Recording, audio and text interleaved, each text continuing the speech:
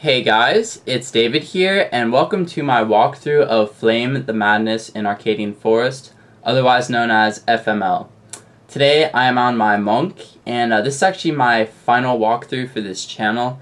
I was gonna show updated EHL about a week ago when I was planning this video, but since this dungeon just came out, I'll show footage of updated EHL tomorrow in my final video.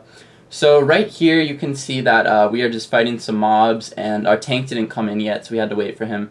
But these boars hit really hard. So Luke, who's Lime, the ranger, he's really good, so he was able to kill the boars along with the mage, but usually you want to have a tank with you. So for these mobs, since they hit really hard, you probably want to go one group at a time, which is what we do here.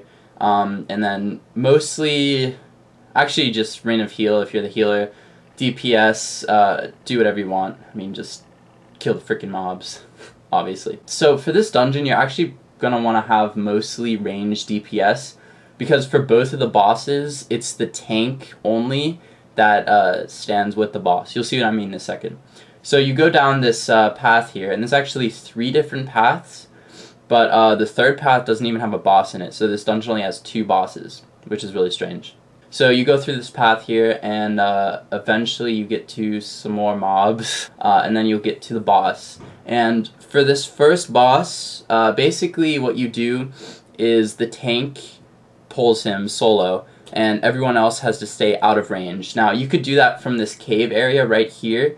I had to do a cut there because my Wi-Fi was acting up, so I had red paint and stuff. Right here, you actually jump in the water. You could see where I went to jump in the water. All 3 of you, except for the tank, jumps in the water, and you stay basically away from the boss because he does some hard hits. So the tank pulls the boss to about a little bit above the water, to that little hill there, and basically all the monk does this entire time is just rapid and divine the tank, and sometimes use restore. So it's a really easy boss. You don't even see him here because I'm underwater, obviously, but both DPSs basically just stay in the water and you should be good.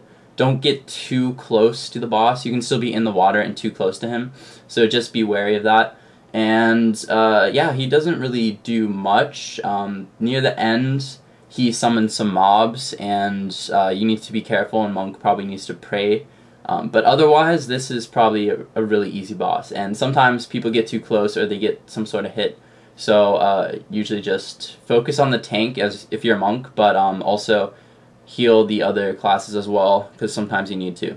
Alright, so basically you just kill the mobs here, and you have to heal everyone. And then you keep going, and there's actually a shortcut to the next boss through the first boss. So once you complete the first boss, you can get to the second boss easily. So you go through the cave area where the first boss was, and you can see where I am on the map, and then you walk through this area here, and there's like an opening, and make sure that you're just watching out for mobs here, because mobs can get in the way, so just watch out for those. And basically the last boss is a lot like Zargus in a way.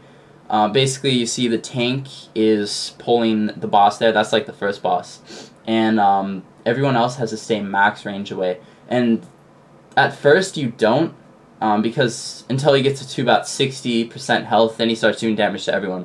So at first it doesn't matter, but I just tend to stay away, and basically just ring and heal the tank if you're a monk, and everyone else DPS from max range. And the healer has to be max range from the tank in order to Reign of Heal him, so that's a good way to test it. So the boss goes down pretty easily, but he does have this PvP phase, and basically he casts a spell on one of you and he makes you in PvP mode, and then you attack one of the people on your own team, like not intentionally. Or sometimes it might be. Like if you're a mage, he puts PvP on you, and then it targets one of your people, so he kind of controls you.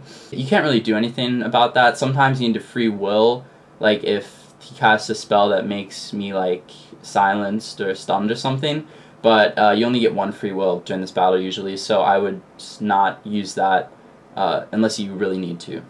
So also just try to stay away from people in PvP mode during this boss, and otherwise he's really easy. But besides that, that's basically it. So thanks guys for watching, and I will see you tomorrow for my final video ever.